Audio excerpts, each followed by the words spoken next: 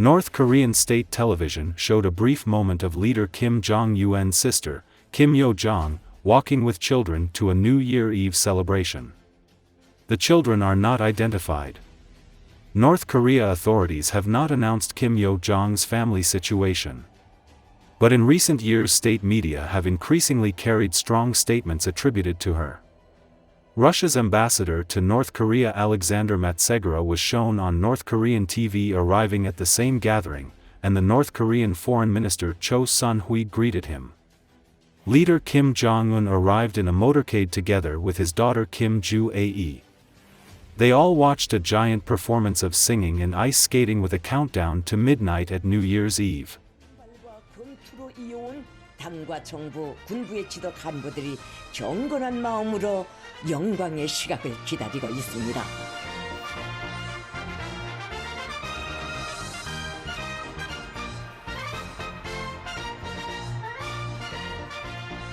역사적인 당중앙위원회 2024년 12월 전원회의에서 김정은 동지께서 밝히신 백성의 투쟁 강령을 받아안고 당제 8차 대회가 제시한 웅대한 목표 실현을 위한 직선 주도에 나선 자신감에 넘쳐있는 영예로운 우리 국가의 핵심 중진들.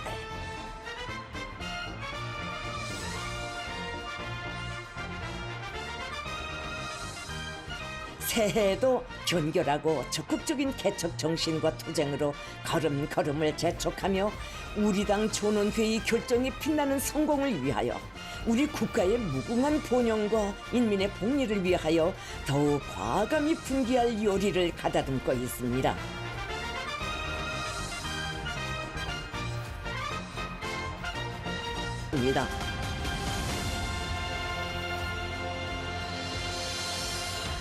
가장 경모하여 따르는 위대하신 분을 영광의 추견에 모시게 된 수도의 제안은 요란한 광채를 더욱 눈부시게 발산하며 그이와 인민의 뜻깊은 상봉을 성원하고 있습니다. 경의하는 김정은 동지께서 5월 1일 경기장에 도착하시자 당과 정부, 군부의 간부들이 정중히 맞이했습니다.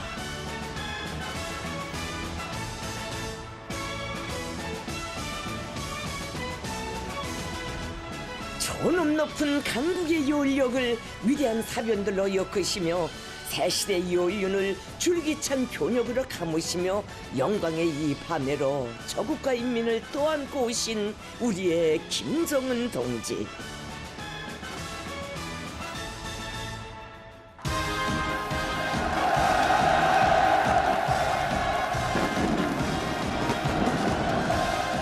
경의하는 김정은 동지께서 사랑하는 자제분과 함께 주속단 관람석에 나오십니다.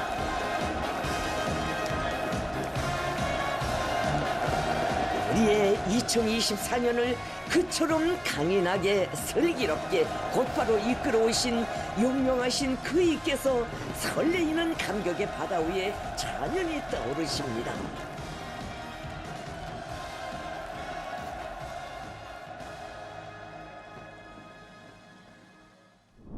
U.S. President-elect and former President Donald Trump spoke with reporters on Tuesday night, on his way into his New Year's party at his Mar-a-Lago resort in Florida. Trump said he plans to attend the funeral of former President Jimmy Carter. He also answered questions about a number of topics including immigration and the conflict between Israel and Hamas as well as the fighting between Russia and Ukraine. Trump used the news conference to express support for Speaker of the House Michael Johnson, saying, "He's the one that can win right now. People like him. Almost everybody likes him, despite the opposition that Johnson faces from some House Republicans." Trump expressed his support for H-1B visas. A dispute over the visas has divided Trump supporters. Trump, in an interview with the New York Post on Saturday, praised the use of visas to bring skilled foreign workers to the U.S. The topic has become a flashpoint within his conservative base. He repeated that support on Tuesday, saying, "I've always felt we have to have the most competent people in our country. We need competent people. We need smart people coming into our country. And we need a lot of people coming in." We're going to have jobs like we've never had before. In fact, Trump has in the past criticized the H-1B visas, calling them very bad and unfair for U.S. workers. During his first term as president, he unveiled a Hire American policy that directed changes to the program to try to ensure the visas were awarded to the highest paid or most skilled applicants. Trump, asked if he had any new thoughts on Ukraine, said, "It's a shame the whole thing started. Would have never started if I were president." He also said the war between Israel and Hamas militants in Gaza would not have happened if he were still in office. He added, "They better let the hostages come back soon."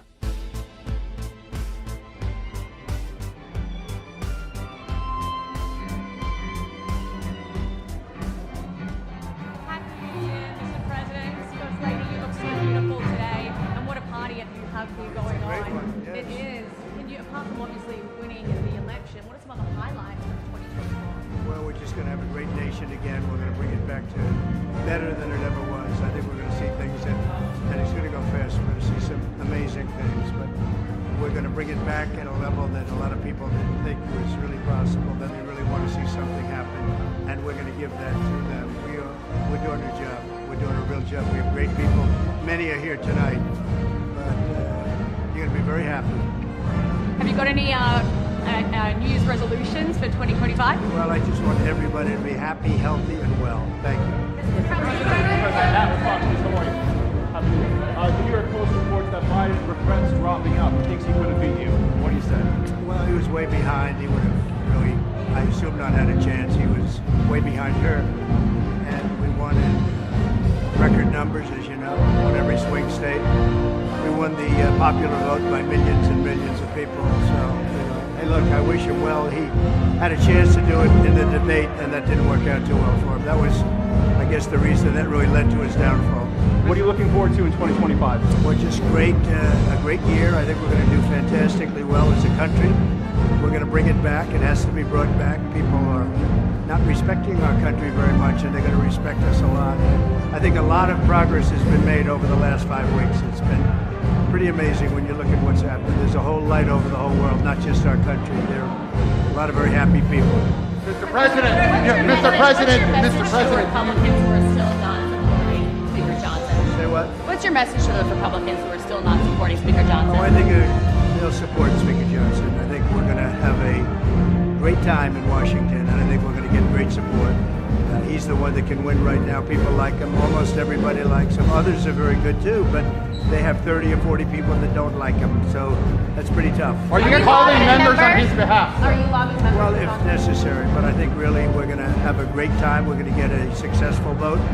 He's a good man. He's a wonderful person, and that's what you need. Why'd you change your mind on H-1B visas, sir? I didn't change my mind. I've always felt we have to have the most competent people in our country. We need competent people. We need smart people coming into our country. And we need a lot of people coming in. We're going to have jobs like we've never had before. But sir, you said you changed your position. Do you plan to go to the Carter funeral next week? Say it. Do you plan to go to President Carter's I funeral? do. I'll be there. We were invited. Have you spoken with any Carter family members? I'd rather not say. Have you spoken to President? Are you and your nominees? Well, I think we have great nominees. We're doing very well, as you know. I think most of them are being thought of very highly, just about all of them. So I think we're going to do very well. Have you spoken with him? You said that he said he's eager to meet with you. Are you planning a meeting with him? Well, I don't know. There's a traditional meeting. Some people would say we already had that. You know, we met a week and a half ago. But if it's appropriate, I'd like to do that. Yeah. Any new thoughts on Ukraine and the situation there? Do you intend No, to? it's a shame. The whole thing would have never started if I were president. You wouldn't have Ukraine. You wouldn't have Ukraine-Russia problems. You wouldn't have had the Israeli problem with what happened on October 7th was just a horrible thing. All of the things. You wouldn't have inflation. Inflation was a disaster. One of the reasons we had the country, we won the country by the kind of numbers we won by, which were record-setting numbers. All of these things, and then you take a look at all of the other problems that they caused. The problems that they caused in this country, and specifically I ran on the border. Millions and millions of people that flowed through our border, from prisons, from mental institutions, people that should not be in our country.